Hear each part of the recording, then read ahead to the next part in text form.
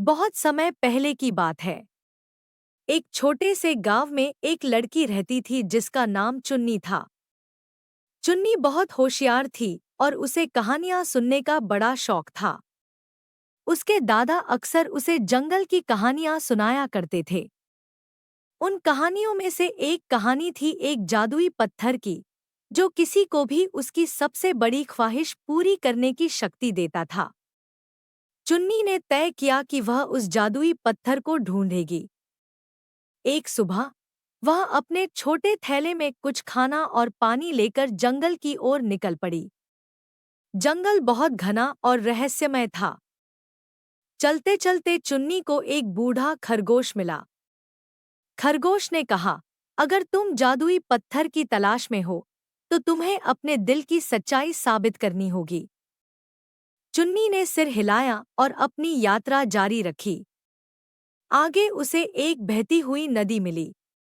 नदी ने कहा, अगर तुम्हें जादुई पत्थर चाहिए तो मुझे पार करने का उपाय ढूंढो। चुन्नी ने चारों ओर देखा और नदी के पास पड़े कुछ बड़े पत्थरों को जोड़कर एक पुल बना लिया। जब वह नदी पार कर रही थी तो उसे एक घायल चिड़िया मिली। चुन्नी ने बिना समय गंवाए अपनी पोटली में से कपड़ा निकाला और चिड़िया के पंख पर पट्टी बांध दी।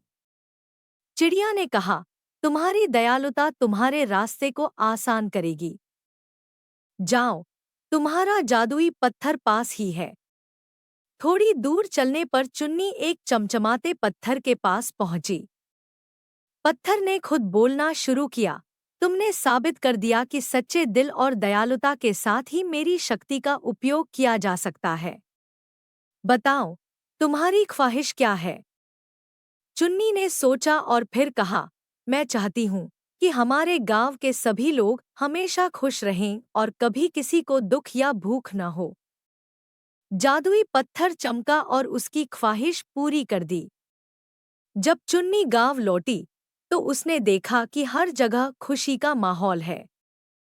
लोग एक दूसरे की मदद कर रहे थे और गांव में कभी न खत्म होने वाली खुशहाली आ गई। सीख: दयालुता और सच्चे दिल से किया गया काम हमेशा बड़ा फल देता है।